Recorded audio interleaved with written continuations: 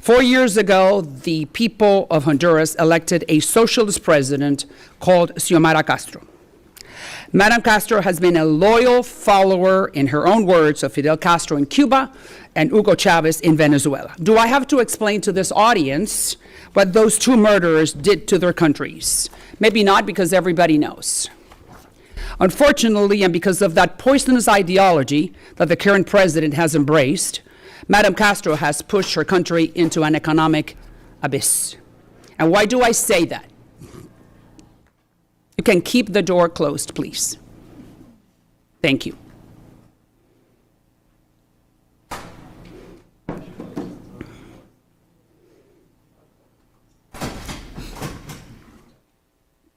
Thank you.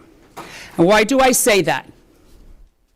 First, President Castro welcomed communist China and even suggested that she may give Palmerola Air Base to the Chinese. The Palmerola base is the key United States military installation in Latin America. Second, she broke relations with democratic Taiwan just to please China. Third, she gave another thug called Nicolás Maduro in Venezuela the highest Medal of Honor that the country can give to a civilian, the Order of Francisco Morazán. I am sure that Morazán has to be rolling in his grave. And fourth, flooded the country with Cuban spies dressed as doctors, teachers, and psychologists. 10 days from today, the fate of Honduras is in the hands of three candidates. Papito a la Orden, whose real name is Nasry Asfura, Salvador Nasralla, and Rixi Moncada. Mrs. Moncada is the heir to the communist throne picked by the current president. Mrs. Moncada says that Cuba is a democracy and that she wants Honduras to look just like Cuba. Well, this is the way Cuba looks today. I'm sure that Hondurans would not want that in their streets. At this hour, the voters of Honduras are at a crossroads, and they should think long and hard who are they going to vote for. As the chairwoman of the Western Hemisphere Subcommittee within the House Foreign Affairs Committee of the United States Congress, I am not telling you who to vote for. All I am saying is do not elect a communist. Communism is beautiful in theory and miserable in practice. Look at Venezuela. After 25 years, or 25 years ago, the Venezuelans were oblivious to the same warning I am saying today, and not even having the largest reserves of oil in the world save them from the economic catastrophe they're living today.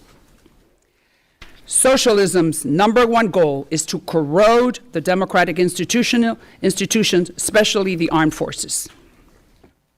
The Honduran armed forces, the most powerful institution in the country, are demanding direct access to private voter information. The armed forces are demanding to know who voted for who. This is not the military, which has made Hondurans proud for over 100 years. At the same time, or the same military, I should say, that pulled Mel Zelaya, the husband of the current president, out of his bed in his PJs, sent him to Costa Rica in the middle of the night for wanting to do the same thing that his wife is trying to do right now, impose communism in Honduras. 16 years ago, the military saved their country from communism, and today they need to do the same thing. So this committee is sending a very clear message, supported by the State Department and the Trump administration, that Honduras must hold a free, fair, and transparent elections. No intimidation, no stolen ballots, no foreign interference. The eye of the United States is upon Honduras this November 30th. In the United States, there are more than 1 million Hondurans, hundreds of thousands of them in my own district, Florida District number 27, the heart of the city of Miami. Oh, I know Hondurans very well. They're good people, hardworking, God-fearing, law-abiding, who have been beaten by a political class that has not treated them well for decades. They deserve someone who is not a communist, who will put the future of Honduras first, and that includes the two right candidates as well. Whomever wins these elections needs to put the fatherland above their own personal interests. Honduras political class admires the American political and economic system. Well, it's time for them to start copying it. The nation's treasury is not their own personal checking account. The well-being of the average Honduran should be their only interest. Honduras deserves better. May the Lord guide them this November 30th. So those are my remarks in English. I am so sorry. I'm going to have to say the same remarks in Spanish for those who are watching and those who are not present in this room. And then I will give my colleagues time to ask their questions. El próximo 30 de noviembre, Honduras no solamente va a elegir a un presidente, sino va a decidir si la nación va a seguir siendo libre o no, o si cae en las garras del comunismo. Ese día, el país no va a votar por un nombre, va a votar por un futuro.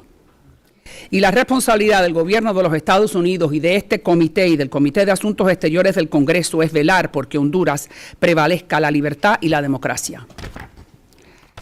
Hace 4 años, el pueblo hondureño eligió a una presidenta socialista que se llama Xiomara Castro. La señora Castro se ha declarado con sus propias palabras admiradora de Fidel Castro y de Hugo Chávez. Yo no tengo que explicar lo que esos dos señores han hecho en sus países. La miseria, el exilio y la represión hablan por sí solos. Lamentablemente, y gracias a esa ideología tóxica que la señora Castro ha abrazado, Honduras ha sido empujada a un abismo económico. ¿Y por qué digo eso? Bueno, primero, porque la señora Castro le abrió las puertas al régimen comunista de China y hasta ha dicho que podría entregarles la base aérea de Palmerola, que es una instalación militar estadounidense la más importante en América Latina. Segundo, rompió relaciones con la democrática Taiwán para congraciarse con Beijing. Tercero, decoró a otro tirano, a otro bandido, Nicolás Maduro, con la más alta distinción civil de Honduras, la Orden de Francisco Morazán. Morazán debe estar revolcándose en la tumba después que eso pasó. Y cuarto, llenó al país de espías cubanos disfrazados de médicos, maestros y psicólogos. A 10 días de las elecciones, el futuro de Honduras está en manos de 3 candidatos. Papi a la orden, cuyo nombre verdadero es Nasry Asfura, Salvador Nasralla y Rixi Moncada. La señora Moncada es la heredera del proyecto comunista seleccionado por la señora Castro. El pueblo hondureño se merece algo mejor. La señora Rixi dice que Cuba es una democracia y que quiere convertir a Honduras en el próximo paraíso caribeño. Vamos a ver cómo luce el próximo paraíso caribeño. ¿Ese es el futuro que quieren para los hondureños? En este momento los votantes hondureños están en una encrucijada y deben pensar muy bien por quién van a votar. Como presidenta del subcomité del hemisferio occidental del Comité de Asuntos Exteriores de la Cámara de Representantes, yo no les estoy diciendo a nadie cómo tienen que votar. Lo único que les estoy diciendo es que no elijan a un comunista. Porque el comunismo es fantástico en la teoría y terrible en la práctica. Si no, pregúntenle a mis padres.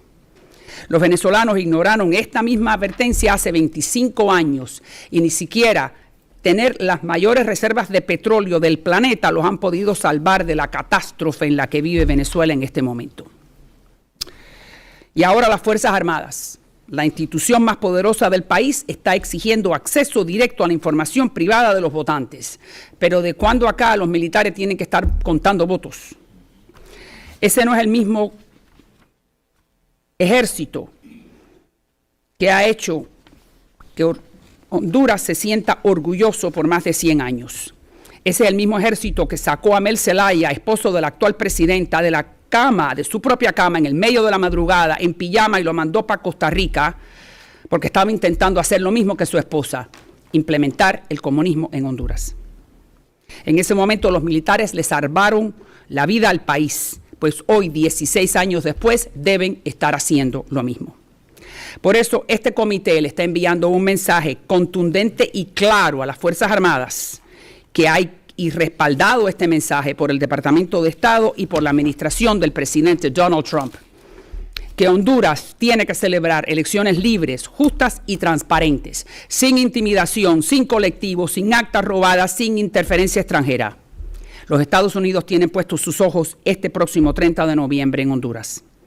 Hay más de 1 millón de hondureños en los Estados Unidos, y cientos de ellos viven en mi distrito, el distrito número 27 del estado de la Florida, que es el corazón de la ciudad de Miami. Gente buena, trabajadora, creyente y respetuosa de la ley, que ha sufrido por una clase política que no los ha tratado bien hace mucho tiempo. Se merecen un líder que no sea comunista, que piense primero en el futuro. Quien gane estas elecciones debe poner los intereses de la patria primero, incluyendo los dos candidatos de derecha. Que Dios proteja a Honduras, porque su futuro se va a decidir ahora. I now recognize the ranking member from Texas, Representative Mr. Castro, for any statement that he may have. Thank you, Chairwoman.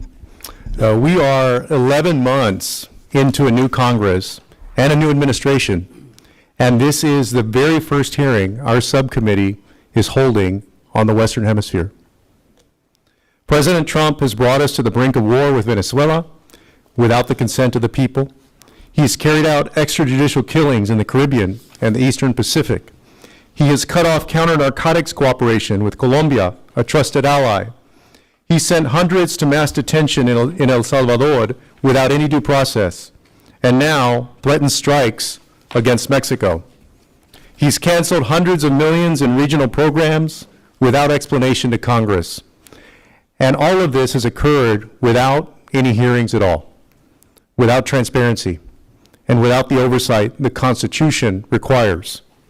11 months in, we haven't even had a budget hearing where a senior administration official comes before this committee and explains priorities for Latin America, the Caribbean, and the entire region. By November of the first year, when the Democrats were last in the majority, this subcommittee had held 7 hearings with the administration, testifying at 4 of them. And Chairwoman, I know you pushed for the administration to provide a witness at this hearing. I strongly supported that request, and it's unacceptable that they are refusing to provide a witness for this hearing. In over a decade, actually a dozen years on this committee, I've never seen anything like this. The Republican administration is refusing to provide a hearing, a State Department witness for a Republican chairwoman. I think that's unprecedented, and it shows you the secrecy of the Trump administration. So, Chairwoman, I urge you to hold public hearings with the administration providing testimony on these serious issues in the hemisphere, and I will back up any request to come have the Trump administration testify. The American people deserve to hear what their government is doing, and this committee must exercise our oversight responsibilities. The hearing today, of course, is about Honduras, which will be holding elections in just 10 days. And I'm certainly concerned. It seems that the Honduran people's faith in their electoral institutions is at rock bottom. This is an election where the 3 major candidates could plausibly be within single-digit margins of each other without any runoffs. All 3 major candidates and their parties have made public statements that they do not trust this process, raising the possibility that they will not respect the results of the elections. Free and fair elections are the responsibility of everyone: the government, the opposition parties, the electoral authorities, the military, and the economic elite. The National Electoral Council, the entity responsible for organizing the elections, is deadlocked, under-resourced, and facing intense political pressure by both the government and opposition parties. The Honduran government declared a state of exception in 2022, restricting civil liberties and due process, and significantly restricted the ability of civil society to act freely and independently. We've also seen worrying levels of violence and intimidation against candidates, journalists, and civil society leaders across the political spectrum, which can chill participation and further undermine confidence in the election results. This is a difficult situation that Honduran officials, candidates, and civil society will have to navigate if they are to preserve their democracy. Unfortunately, the Trump administration has not met the moment. At the beginning of the year, the administration ended State Department and USAID programs that supported the rule of law and stronger electoral institutions in Honduras. Right before the critical March primary elections in Honduras, which Hondurans had serious concerns over, the administration cut funding for civil society organizations that would have provided much-needed transparency. The Trump administration has also been unwilling to raise any concerns for most of the year, finally making a statement just a week ago when Deputy Secretary Landau raised concerns.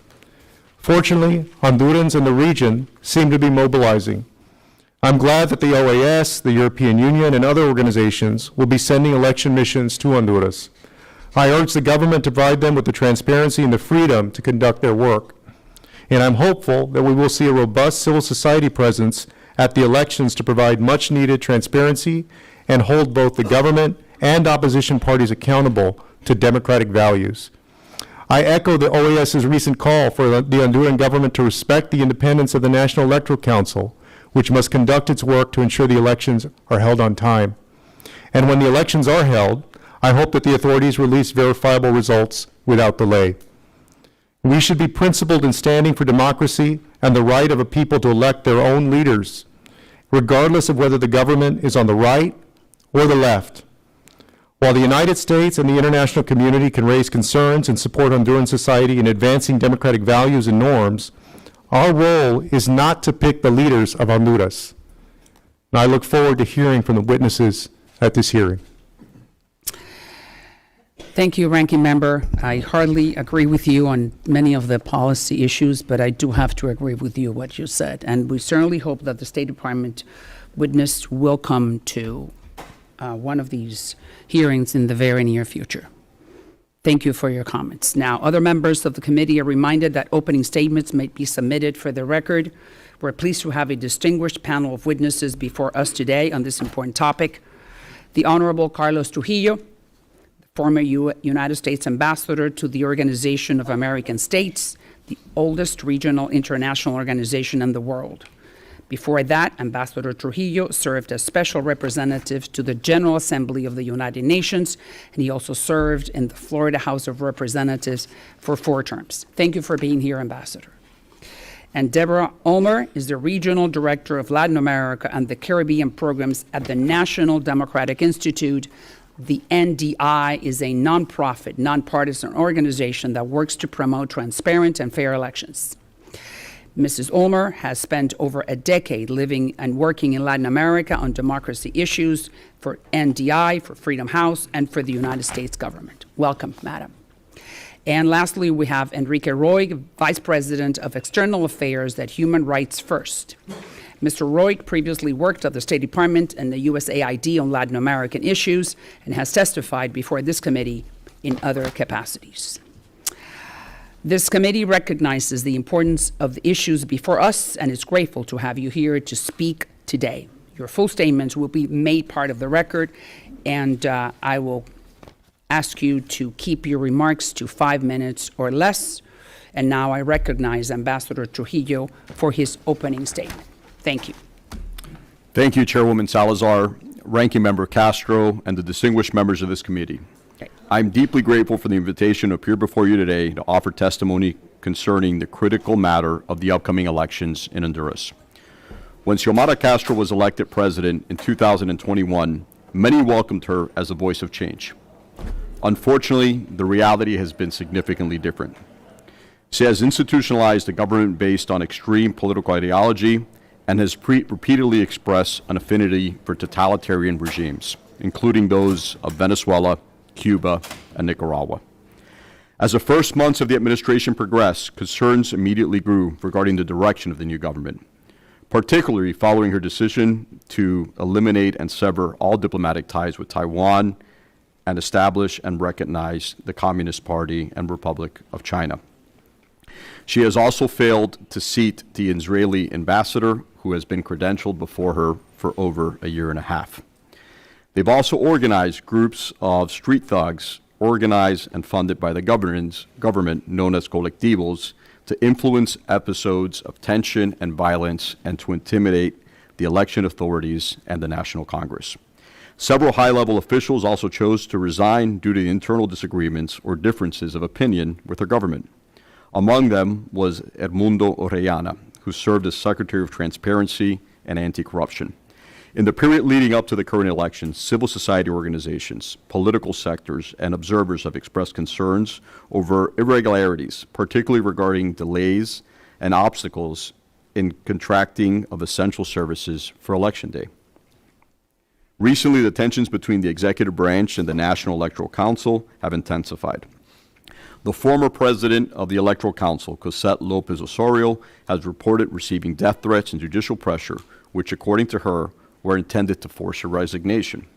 Magistrate Ana Paula Hall has similarly conveyed in public forums that she perceives threats to her security, escalating concerns regarding a potential maneuver to replace current electoral authorities with individuals deemed to be much more aligned with the interests of the current administration. Just last February, President Xiomara Castro's government canceled the extradition agreement for narcotics trafficking and organized crime extradition to the United States. The agreement was ultimately reinstated. But I believe the question to the committee is, why would she take such an extreme measure? She's also threatened to cancel the military cooperation of the American base in Palmarola, threats that are made repeatedly and constantly at American diplomats in country. Another sensitive point is the role of the armed forces. If we look at the historic record, their function in election has been limited to the custody and transportation of ballot boxes across the country. However, recent statements by the High Command, particularly the General Roosevelt Hernandez, have been interpreted by some sectors as an attempt to involve themselves in areas beyond their constitutional authority, raising concerns about their impartiality. I would also like to add the maneuvers performed within the National Congress by the leadership of Luis Redondo similarly warrant close attention and cannot be disregarded. The government of Honduras has been operating under a state of emergency since 2022. The constitutional safeguards and rights of its citizens have ultimately been suspended. Redondo used this as an opportunity to continue ordinary sessions, despite more than 78 of the 128 members of Congress demanding to return to a regular session. Instead, he opted to create a permanent commission composed of 9 deputies aligned with his Libre Party. Through this structure, interim appointments could be imposed once officials of the National Election Council and Electoral Justice Tribunal are suspended or removed from their positions. Finally, the role of the public ministry has been subject of debate. Various opposition parties have alerted that the Attorney General, Yoel Zelaya, the nephew of Libre candidate Rixi Moncada, has been making decisions favoring his aunt, including legally contested actions against electoral authorities. Some officials in this environment have temporarily left the country due to fear of prosecution or death. For members of Congress and of the Trump administration, strengthening electoral transparency in Honduras is essential. Washington maintains a significant influence in the country through security operation, family ties, and deep bilateral economic cooperation. I commend the committee members for being here today and discussing this very important election. In less than 10 days, the future of one of our great allies will be decided. Thank you, Ambassador Trujillo. I now recognize Mrs. Ulmer for her opening statement. Thank you. Chairwoman Salazar, Ranking Member Castro, and members of the Subcommittee on the Western Hemisphere, thank you for this opportunity to address this hearing. I've worked and lived in Honduras, where I witnessed the post-election violence in 2017. As you know, NDI organized a bipartisan pre-election assessment mission when we visited the country in early August. NDI's findings and recommendations and assistance to a broad citizen observation initiative called the Observadores Electorales de Honduras informed my observations. NDI's work is currently supported by the National Endowment for Democracy. As Honduras heads to the November 30th elections in just 10 days, the stakes extend far beyond its borders. At a moment when democracy is being tested across the globe, this vote will determine more than who governs Honduras.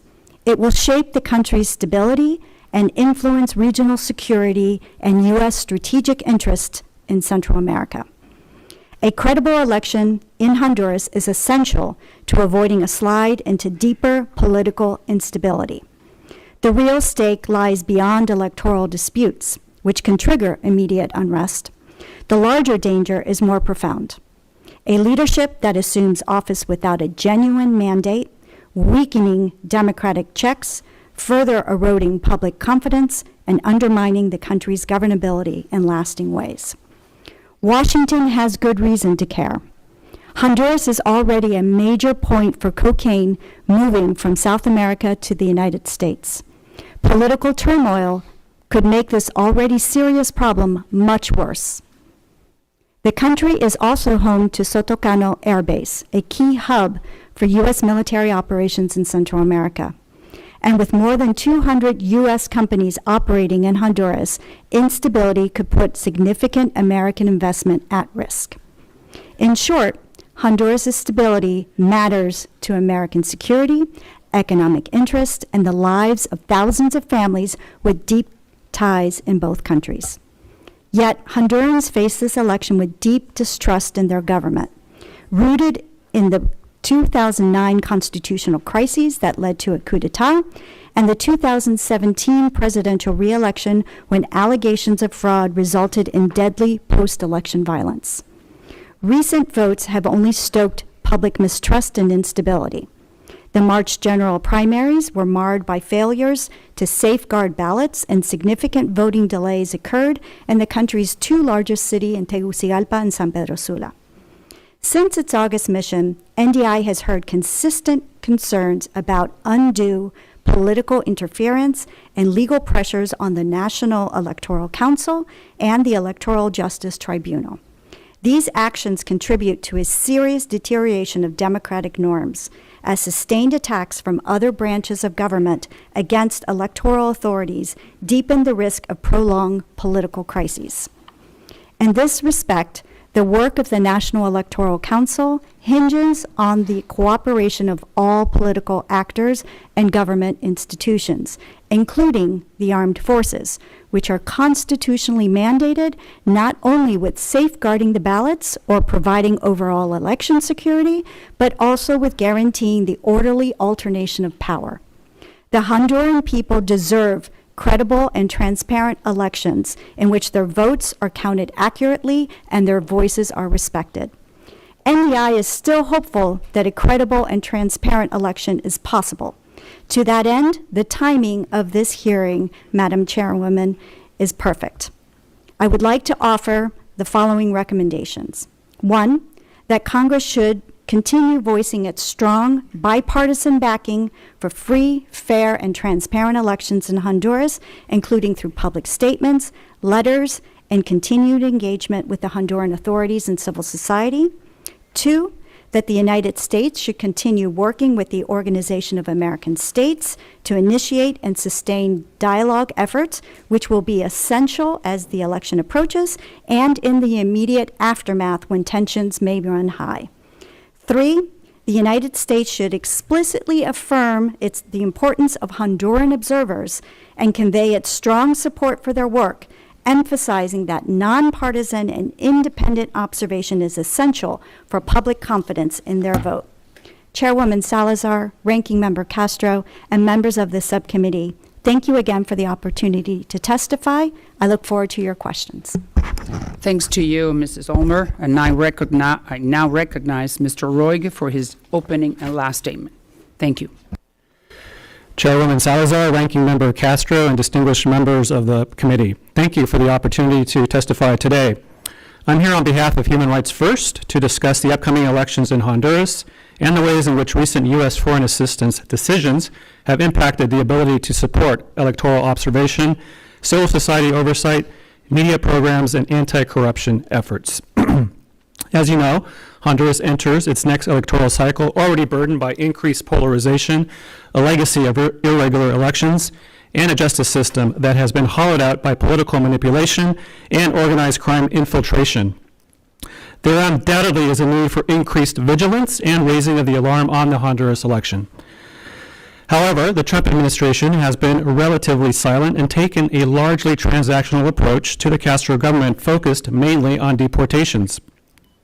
According to Human Rights First, ICE Flight Monitor, the United States from January to October 2025 carried out 353 deportation flights to Honduras, making it the second highest deportation destination after Guatemala.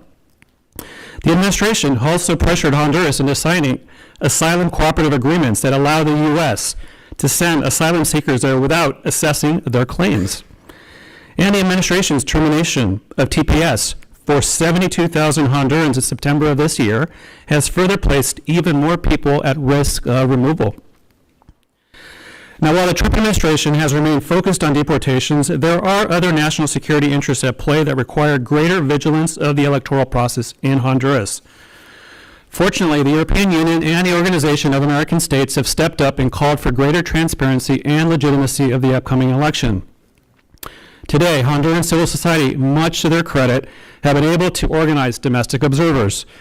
However, they have had to cobble together their effort at the last moment because the foreign assistance they depended on was terminated.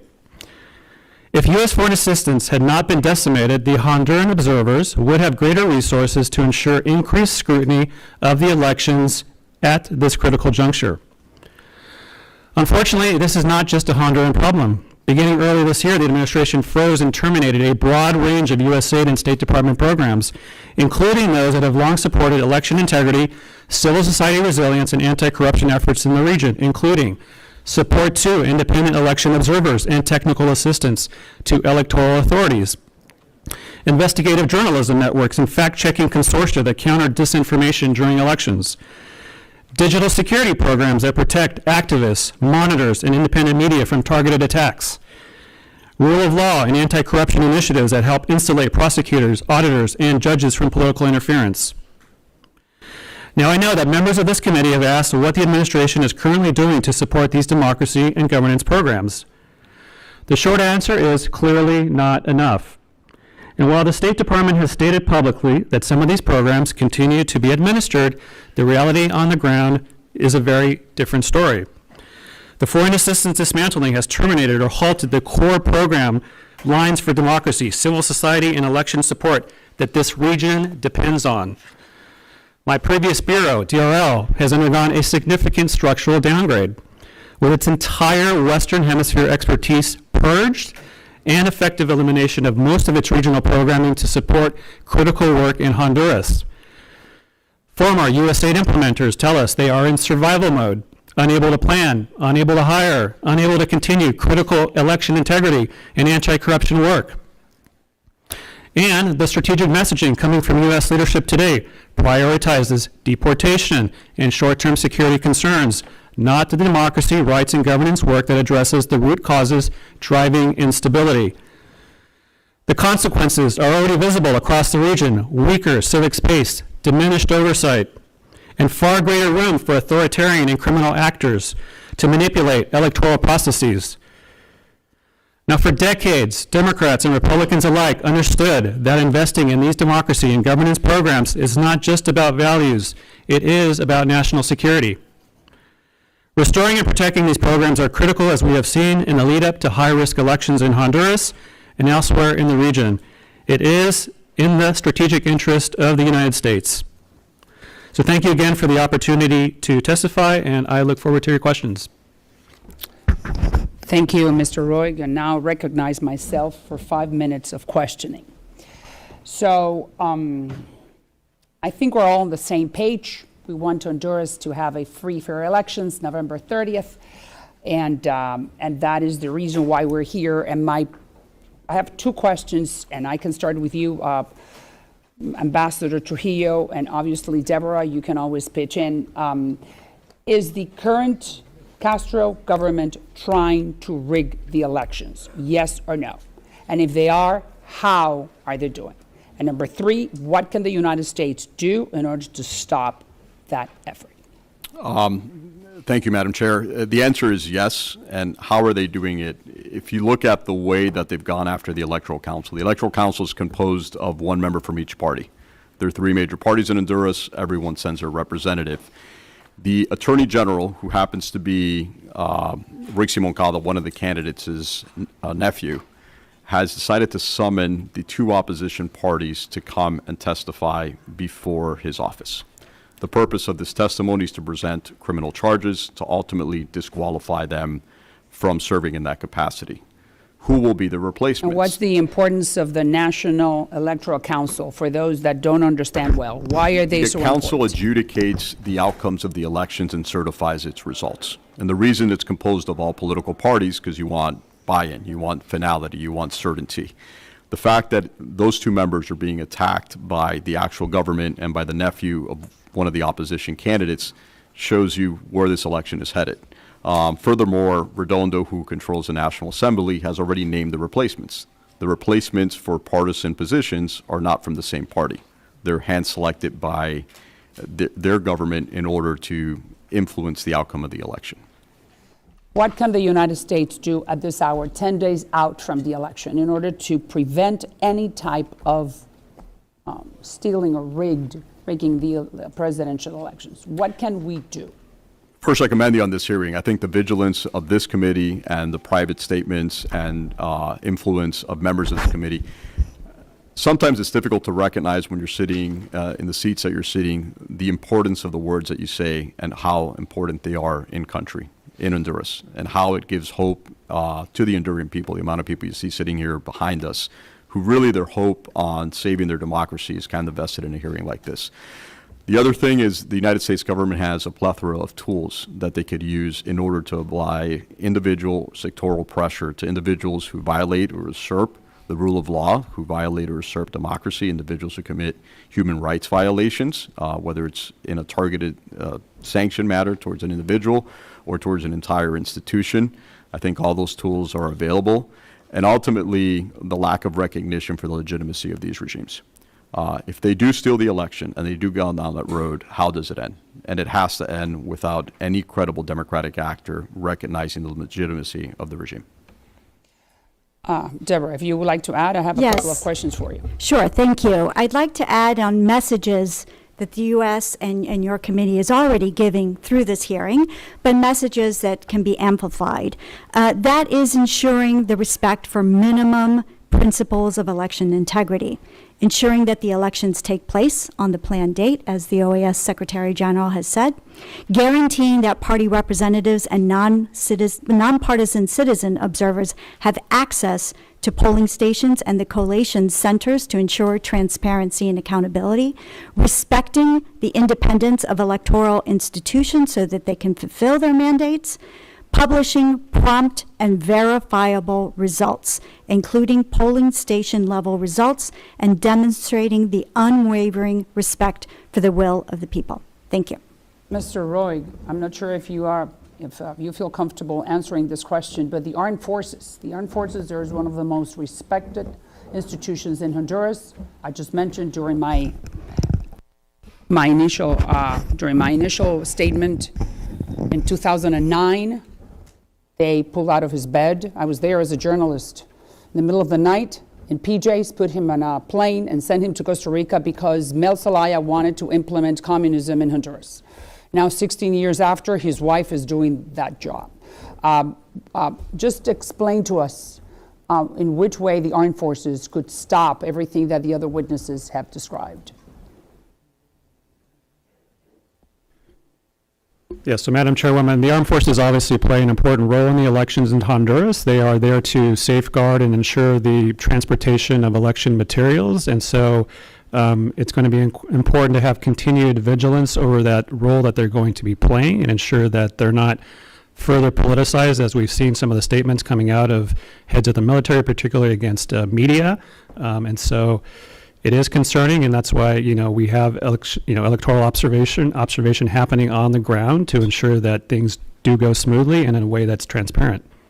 What I just would like to hear from three of you: why have the Honduran armed forces been involved in a way that has not been seen in the last 50 years? There were. I would say through the General Roosevelt and many others, they're much more politicized. The rank and file armed forces. When did that start? That started under this administration, under Xiomara Castro. And why did that happen?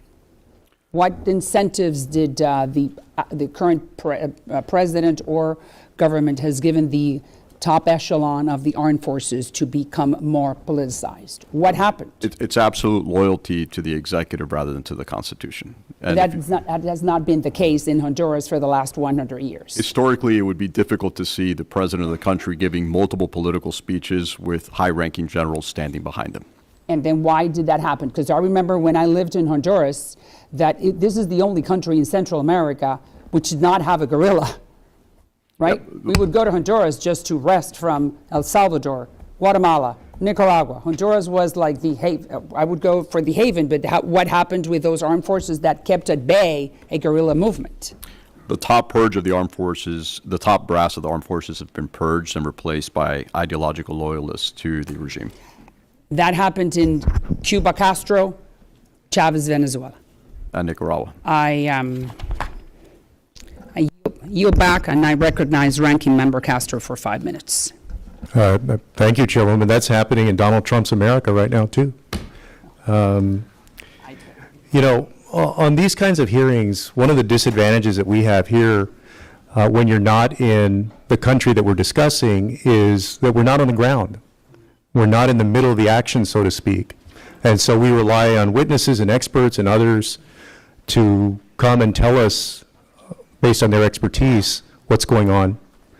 And it's hard sometimes to sort out what's fact and fiction or exaggeration or hyperbole, you know, and you probably can never be 100% certain of anything that you hear.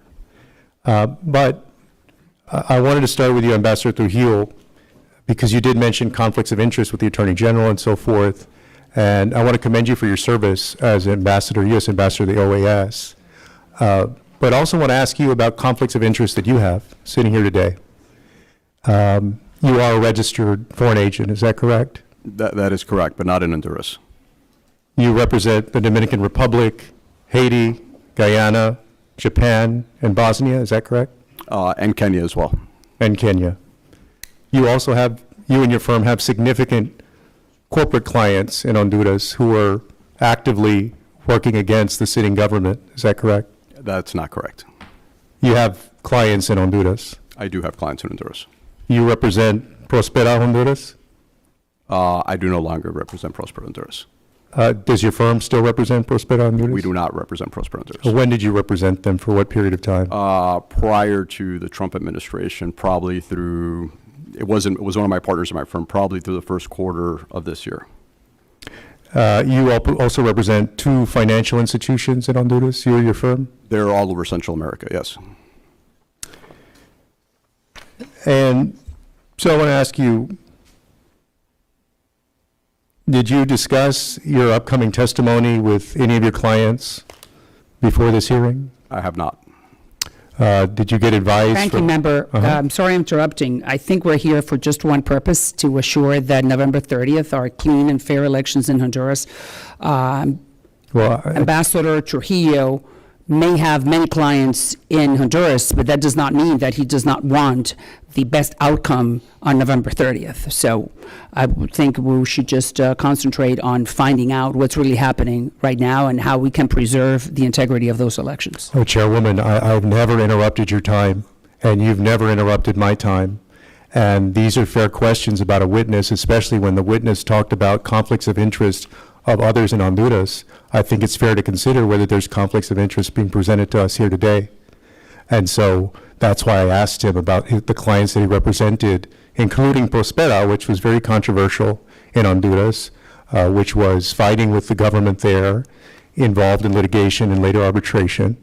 I think that's a significant perspective, and obviously one that you've chosen to discuss this, but I think that folks need to know that. I think that's important. Well, if you're insinuating, just to be clear, Ranking Sure. Member, if you're insinuating that my testimony here is tainted, because 9 months ago I represented, and I didn't even personally represent it, my firm represented Honduras Prospera, which is another asset, American asset, by the way, that was sequestered and taken away by this government and is actually being actively supported not only by the Biden State Department, but also by the Trump one.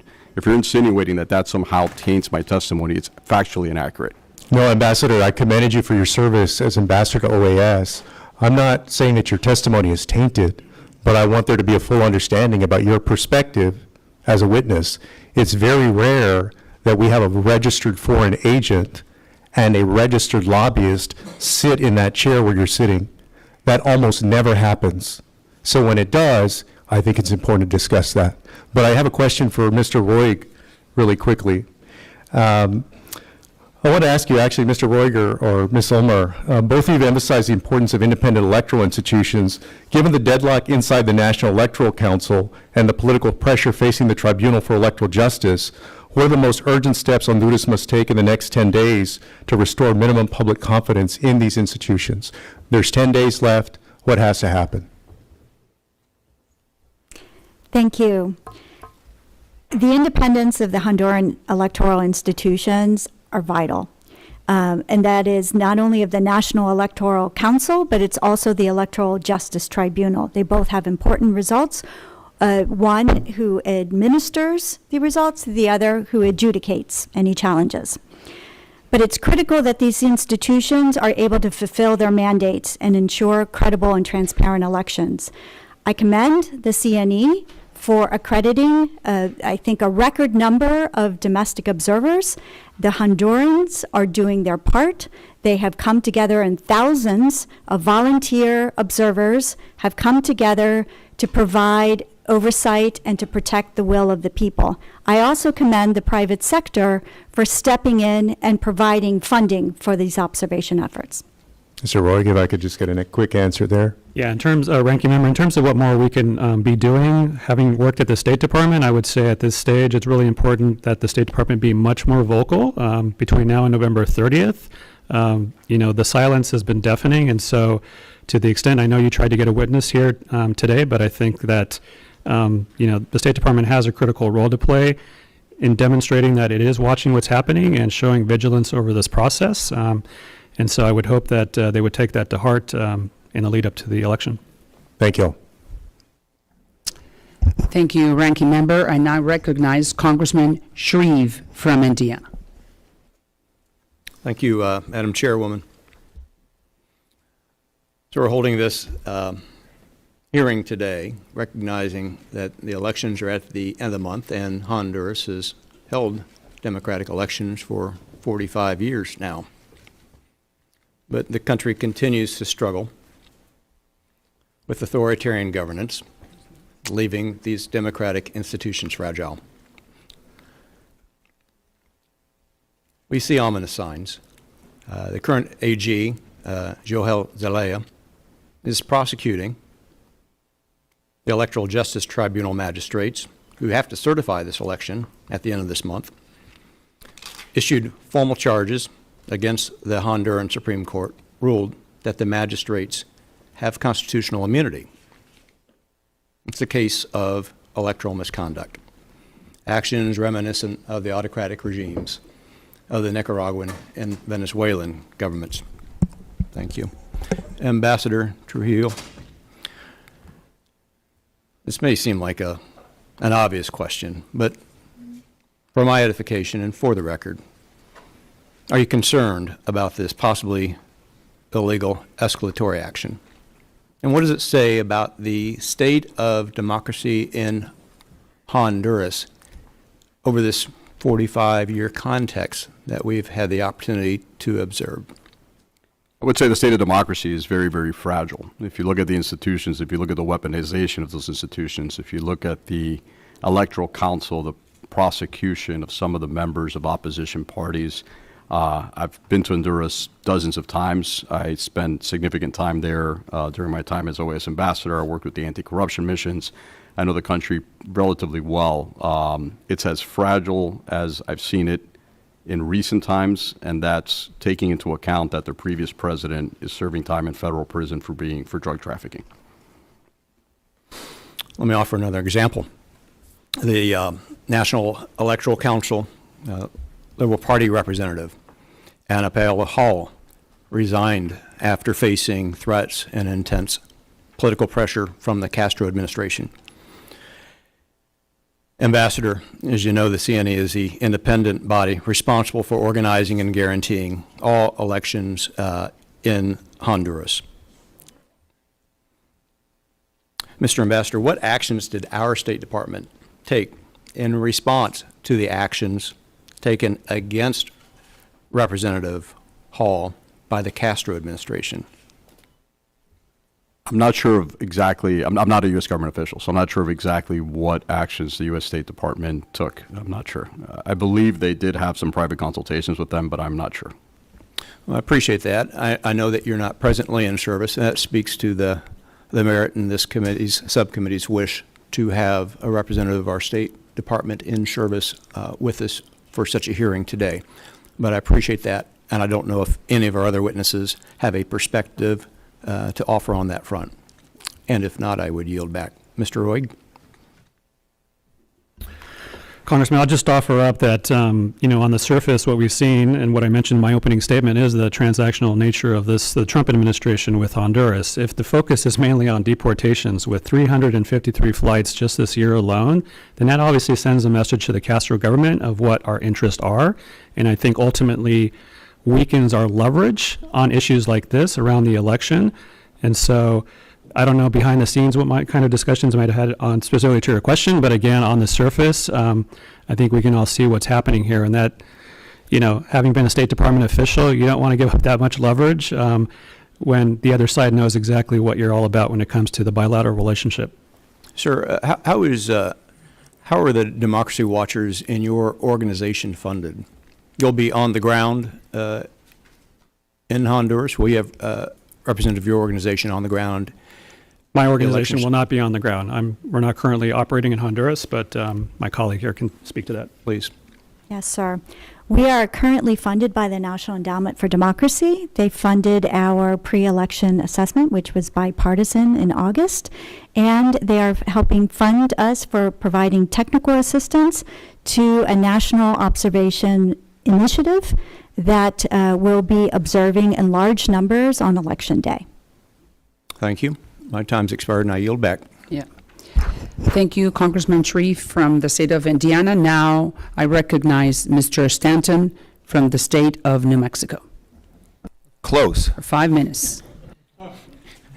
Arizona and New Mexico like each other very much, but the Southwest, we got to hang together. No, it's okay. Hey, listen, they gave me I'm sorry. No, it's okay. I'm very sorry. Arizona. Sounds a little bit better than New Mexico. Thank you.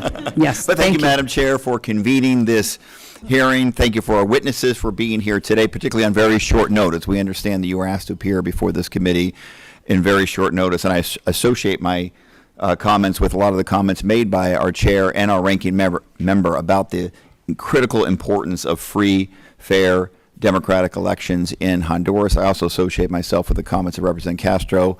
We wouldn't need a registered lobbyist before us if the Trump administration had sent their representatives, because we have some very tough questions for the Trump administration and their policy in the Western Hemisphere. And I don't diminish the importance of these critical upcoming elections in Honduras at the end of the month and the serious threats to free and fair elections, taking a page out of some of Maduro's bag of tricks, if you will, to usurp free and fair election. These matters deserve our attention. But for me, it is unfathomable that this single topic would dominate our first hearing in over half a year.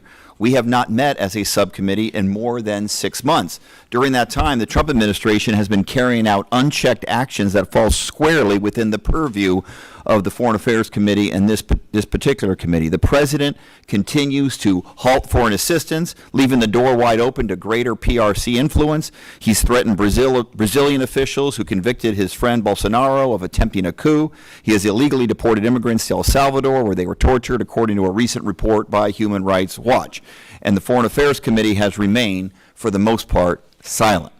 Congress has failed to provide the American people with any meaningful debate or discussion about these consequential actions. There has been no attempt to demand justification under our Constitution.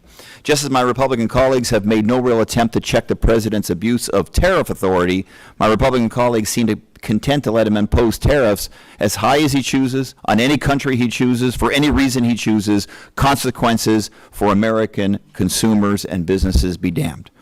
Again and again, the GOP-led Congress is missing in action on these critical issues. But nowhere is this abdication more dangerous than in Venezuela.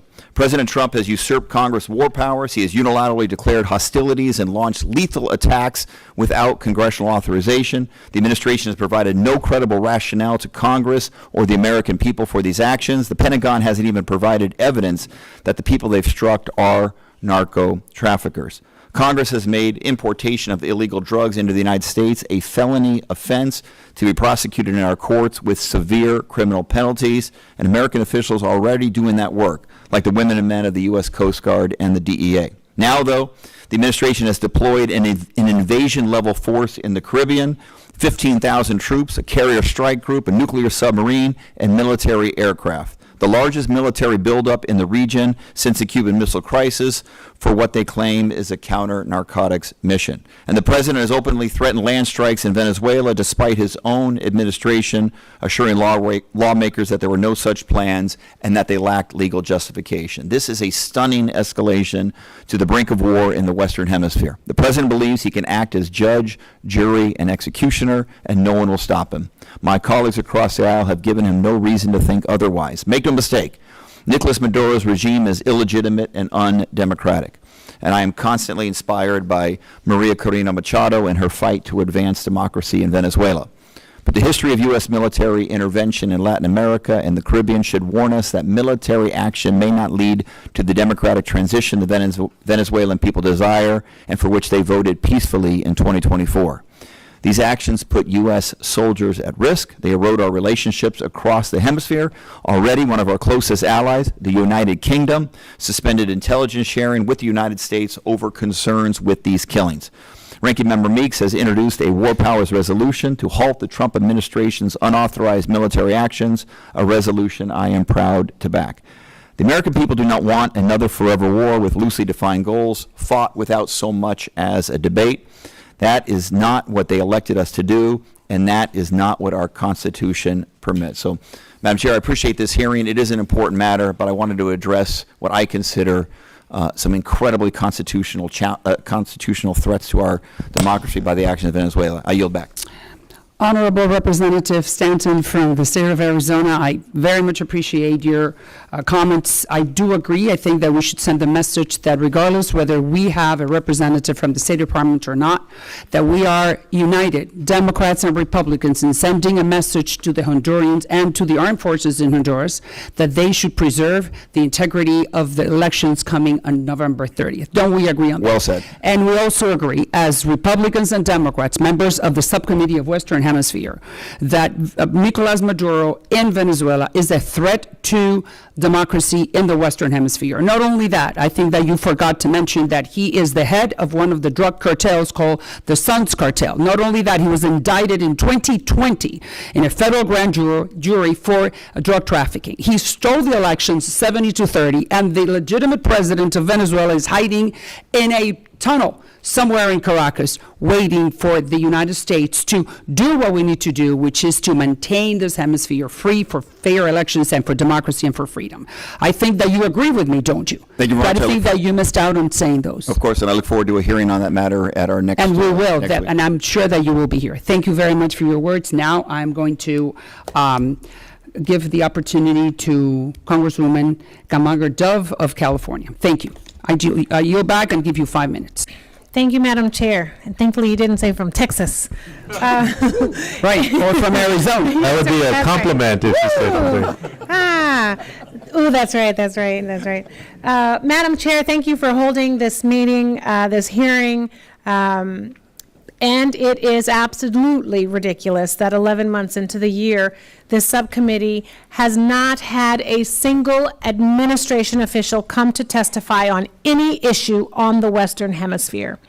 If nothing else, it is a vivid display of the total lack of respect this administration has for my Republican colleagues, your constituents, and their expectation of your acquiescence.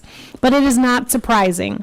Trump has completely sidelined Congress as a co-equal branch of government, and nowhere is that more apparent than in his Latin America policy, a region that demands better from us and actually deserves our thoughtful attention, like talking about free and fair elections in Honduras. In the time that this subcommittee has failed to exercise its constitutional oversight duty or play any meaningful role in the United States foreign policy toward Latin America, the Western Hemisphere has become ground zero for the administration's illegality. Trump has deported people with no due process in violation of the Constitution to a maximum security gulag-like prison in El Salvador. His temper tariffs on Mexico, rooted in an abuse of IEPPA authorities, have inflated prices on the produce and coffee we get from our largest trading partner, hurting my constituents in LA and Americans across the country. Trump has slapped 50% tariffs on Brazil, with whom we have a trade surplus, just to prevent his political ally, Jair Bolsonaro, from being convicted of a coup attempt inspired by Trump's own January 6th insurrection. Trump revoked TPS for Venezuelan, Honduran, Nicaraguan, and Haitian legal immigrants, thousands of whom reside in your district, Madam Chair, and I know you've been trying to work on that. It is to the point that Republican donors are calling Republicans out to do something. He has executed a $40 billion bailout to Argentina during a government shutdown, where he refused to spend $4 billion in SNAP emergency funds to feed his own constituents in this country. And I haven't even gotten to the second elephant in the room, because the first elephant is this: no one from Secretary of State, no one from State Department or an administration official is here. But the second elephant in the room, the reason this administration is running scared from Congress and refused to show up, is because Latin America has become a staging ground for Trump's blatantly illegal use of military force abroad and his trampling of the Constitution. To date, the administration has conducted 21 strikes in the Caribbean, killing at least 83 people. And its justification, that it can target whoever it wants, wherever it wants, as long as it claims that they are drug traffickers, with or without evidence. And these illegal strikes just got even more illegal, because if the administration does want the authority for these strikes, the War Powers Act requires that they come to Congress for an authorization of military force 60 days after it first enters into hostilities. It has been 77 days since the administration informed Congress of the strike. The 60-day War Powers deadline has come and gone, and the administration has refused to follow the law and seek an AUMF from Congress. The illegality of this military action is provoking a crisis within our armed forces.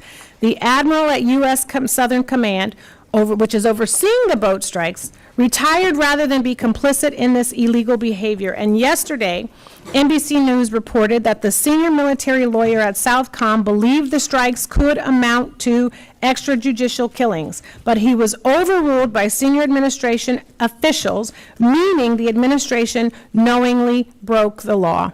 Which brings me to Venezuela, where we are returning to the Cold War. Just yesterday, Trump reportedly authorized CIA plans for covert action inside the country. In an era of great power competition and limited resources, he has diverted significant naval capabilities to South America, including our most advanced carrier. And he has not provided a single briefing to either chamber of Congress on these outrageous plans. I don't know a single voter whose top issue in 2024 or even this past November was launching a ground invasion of Venezuela. I have to say, Madam Chair, you are a strong sister, and you deserve more than this. And you should not let them do you like this. You should not let them do any of us like this. And I support you as you continue to demand that administration officials show up and testify before this body. If you have nothing to hide, then you should have everything to share. And it is okay to sit before us and have to answer uncomfortable questions. But you should at least have the decency to respect this body. We are moving into a moment that is shameful, it is dystopian, and it is a dereliction of duty. And none of us want those subscriptions attached to our names and our work and our commitment to this region. Madam Chair, I thank you for holding this meeting. I actually have two things I would like to enter into the record asking unanimous consent. You know, I got so worked up because I know you care about this region. You know I care about this region. I know you care about your people, and we care about doing what's right. I would like to I ask unanimous consent to enter into the record an NBC News title article, Top Military Lawyer Raised Legal Concerns About Boat Strikes. And I ask unanimous consent to enter into the record open letter to the Miami-Dade delegation, Defend Immigrants Now. It is an opinion op-ed in the Miami Herald. Thank you. I appreciate your words. I agree with some of them. Thank you, Congresswoman Dove, for, of course, of California. And now I recognize Congressman Randy Fine from the beautiful and marvelous state of Florida. 5 minutes. Well, thank you, Madam Chair, and thank you. I'm new to the committee, or the subcommittee, having just been added to Foreign Affairs shortly before the August recess. It's an honor to be here and be discussing the subject. I want to talk about why I think this is important, why we should care, because that's really what many of my constituents ask me on all of these issues of international relations. Why should they care? And I'm going to give my reason, then I've got a couple of questions. I worry about this because we clearly have a problem in Venezuela with trafficking of drugs. And I am incredibly grateful to President Trump for showing such leadership and saying, I'm not going to let these drugs come into our country. And I fully applaud and support everything that he is doing there. But Attorney General Bondi stated in August of this year that the Venezuelan regime has paid for access to Honduran airspace to transport cocaine without detection. And that bothers me. And so we should care because Honduras' geographic position makes it critical for us to stop this. It also matters because we have to worry about geopolitical competition. We have to worry about a world in which China wishes to be ascendant. And as they come into our part of the world, the Western Hemisphere, we need to be cognizant of that. And as we've seen in Honduras, that is a risk. And then finally, I am very focused on the pitfalls of illegal immigration and the extraordinary damage that it has done to my constituents in the state of Florida with higher criminal costs, higher health care costs, higher education costs, higher insurance costs, and higher housing costs. And it's my view that all illegal immigrants, every single one, should be sent home. And so the last thing we need is to create situations where more want to come to our country. So I think for all of these reasons, we need to be concerned about what is happening in Honduras. So I have a question for the ambassador, who I served with in the Florida House, and it's always an honor to see you here. Honduras was among only 4 Latin American countries, along with Bolivia, Cuba, and Nicaragua, that recognized Maduro's fraudulent election in July of 2024. How does that fact reflect on their commitment to democratic norms, and what does that say we should be concerned about with the election that's coming up in just a few days? Thank you, Congressman. Great to see you. It's a complete abandonment of traditional democratic norms. No serious country, center left, center right, Republican, Democrat, recognize the Maduro election. And the ones who did recognize it recognize that Maduro was not elected, and Maria Corina Machado through Edmundo was actually the elected representative of the country of Venezuela. But I think it speaks much deeper to their long-term plans. When you recognize fraudulent elections, when you participate in fraudulent elections, when you celebrate fraudulent elections, it really is their modus operandi of what they plan to do in the next 10 days. And I think all the steps they've taken, the state of emergency, the politicization of the attorney general being related to one of the candidates, the elimination of the electoral council, the replacement of the electoral council, the military being involved in the election, it's all the roadmap to what's to come. We hope it doesn't get there. So my follow-up, and actually I'll ask this for all of you, but I'd ask you to keep your answer to sort of 10 seconds, is do you have, each of you have legitimate concerns that the outcome of the election will not be free and fair and something that we can take great confidence in? Or are you saying, no, we can count the votes and we'll know where we are the next day? I have concerns. I would say we would have concerns if the CNE and the TJE are not allowed to do their jobs. Okay, and do you think they'll be allowed to do their jobs? I'll get to you in a second, sir, but do you think they'll be allowed? We hope so, and we hope that this hearing is sending a strong message. Okay. Yeah, I would agree with my colleagues here that we definitely have concerns, but I would also just note quickly that this problem of authoritarianism isn't one just on the left, it's also one on the right. I will note that El Salvador, Bukele has imprisoned Ruth Lopez, a civil society activist. Not the hearing today. I got a minute and 8 seconds left. So I've got another question for my friend the ambassadors. Do you assess that the pattern of prosecuting electoral judges, forcing resignations of opposition CNA representatives, releasing allegedly fabricated audio recordings mirrors the authoritarian playbook that we've seen in Venezuela and Nicaragua? And what are your thoughts on that? It was actually copyright written by the Cubans and then exported across the region. I agree with your assessment. Well, I share that concern. We obviously want great relationships with our neighbors. To me, it's less about who wins an election. It's more about, can you have confidence in them? And I think you all have raised grave concerns about what's going to happen. I hope that the Hondurans are able to have a free and fair election and that we can continue to have great relations with the country. With that, I yield back. Thank you, Representative Fine. Now I recognize Representative Titus from the state of Nevada for 5 minutes. Thank you for being here. Thank you, Madam Chairman. Lo siento, no hablo español muy bien. Un poquito, nada más. Ojalá que mejore. I'm glad that That after... accent is really good. Oh, thank you, thank you. It's a little southern accent, that's it. Well, I'm glad that after 11 months of the administration that we are finally having a hearing that is really focused on the Western Hemisphere, because that's what our committee is supposed to be looking at, and it's taken us a while to get here. Now, in the meantime, we have seen Trump threaten to seize the Panama Canal. He has renamed the Gulf of Mexico. He has given $40 billion to Argentina. He has threatened military strikes against Mexico. He has bombed boats in the Caribbean without legal justification. He has slapped crippling tariffs on our partners in North and South and Central America, which has resulted in skyrocketing prices for my constituents.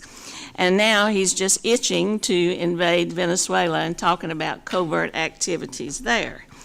We haven't addressed any of that up until this point, and yet it is happening as we speak, all of these things going on in the hemisphere. Now, that's not to minimize the importance of what's happening in Honduras and the value of democratic institutions there and elsewhere, but it's merely to highlight the fact that the committee knows what the Trump administration is doing in Latin America. It is creating chaos throughout the hemisphere. It is not advancing U.S. interest in the region. It's not making our constituents in this country or throughout the region safer, stronger, or more prosperous. And it's not how this country should be doing foreign policy.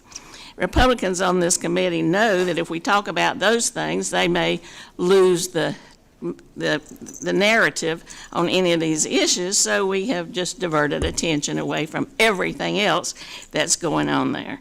And especially now that we know the president probably doesn't have any trouble putting boots on the ground in the foreign country. So I would ask you, Mr. Rhodes, do you think that the chaos that the administration has wrought throughout the hemisphere could have any negative impacts on Honduras, on its institutions going beyond the election, migration policy, security challenges, other things? I mean, the election is just one day. Then you got to deal with the future. How is all this chaos going to impact what happens next? Yes, Congresswoman, as I stated in my opening statement, the Trump administration has largely operated a very transactional approach to the region. With Honduras, there have been 353 deportation flights this year alone, and so it's very obvious to the Castro government, if they play ball on that count, they can get away with a lot of other stuff. And so that's of concern to many of us. On Venezuela, my organization, Human Rights First, has been pretty vocal that what is happening with the boat strikes amounts to extrajudicial killings, particularly without any evidence. We all know that fentanyl is not coming from Venezuela, it's coming through Mexico. And so it's really, at the end of the day, a dysfunctional game of whack-a-mole that is being played out right now in the Caribbean and probably will have no impact on drug markets here in the U.S. Just a month ago, I was up in Baltimore doing police ride-alongs at drug markets. And I can't tell you the number of fentanyl needles that were all over the ground in these neighborhoods. So very hard to imagine that any of this is going to have any impact on that, which what the Trump administration says they're trying to do. And at the last point, we have to be consistent when we call out left-leaning authoritarian regimes. There are also, as I said earlier, ones on the right. Bukele in El Salvador has demonstrated authoritarian tendencies. You've seen Cristal Sal, one of the leading human rights organizations, which has had to leave the country because one of their anti-corruption activists is now currently in prison. So let's be consistent also in the sense of how we deal with these issues. Well, do you think cutting off foreign assistance for democracy and good government programs would make a difference? That's been a negative impact on this notion that we need free and fair elections. You've got no NDI, no IRI down there working on these issues because we've cut off all that foreign aid. I'll say definitely the dismantling of USAID and the cut in assistance that my bureau, DRL, provided definitely has had an impact on electoral observation, support to civic activists, to media outlets, other organizations. NDI has been able to continue their operation at a reduced scale, but we would be in a different position if we had a much more robust foreign assistance apparatus at this point that we could have started much sooner to prepare the way for the elections on November 30th in Honduras. Well, we've heard a lot of testimony here about how the Honduran people have low trust in their government, and they're not confident that these elections are going to be free and fair. Do you think having the chairwoman of this committee say, I'm not going to tell you who to vote for, but don't vote for the communists, is that going to help increase trust in the electoral process, or think that it's fair and being done in Honduras and not with a thumb on the scale from somewhere else? Well, Congresswoman, obviously we want to maintain impartiality in all of this, but it is important to call out the irregularities that we are seeing currently on the ground, and so I think that's what we've all stated here in our opening testimonies, that there are things that do concern us on what's happening in Honduras. But again, I'll go back to my point. Let's be consistent and call it out on both the left and the right when we see governments that are demonstrating authoritarian tendencies on both sides of the political side. Thank you. Thank you, Madam Titus from the state of Nevada. Now I recognize Congressman McKenzie from Pennsylvania for 5 minutes. Thank you, Madam Chair. Appreciate today's hearing. Obviously, Honduras is a key U.S. partner in Central America, and we want to make sure that they are secure and prosperous and maintaining a good relationship with our country. We also want to work with the Honduran government to address shared challenges in the region, like drug trafficking and reducing crime. And so have a couple questions. I'll follow up on election irregularities, which we just touched on a little bit, but I'm also concerned about what the elections and irregularities, how they can affect our ability to work together, and what it also means for China's growing influence in the region. And so, Ambassador Trujillo, during your tenure as ambassador to the OAS, Honduras shifted diplomatic relations from Taiwan to China. And in your estimation, what factors drove that decision, and how have you seen Chinese influence expand in the country since the decision? Thank you. It happened after my term in the OAS, but they did shift, and they campaigned on breaking diplomatic relationships with Taiwan in order to favor China. China's been significantly much more active, not only in Honduras, but in the region. If you look at the last 10 years, from Honduras to Panama to the Dominican Republic, I'm sure I'm missing a few, but a lot of those countries have shifted their diplomatic relationships to Taiwan, from Taiwan to China. And in Honduras in particular, they've been significantly aggressive in providing intelligence, in providing some communication support, in providing telecom support, and also providing strengthening diplomatic ties, including multiple state trips from Honduran high-ranking officials, including the president, to Beijing. So just to highlight again and expand on what you said there about how they had campaigned on that. Tell me how that played in the elections, or how did that contribute to the outcome of the elections? Well, they actively campaigned on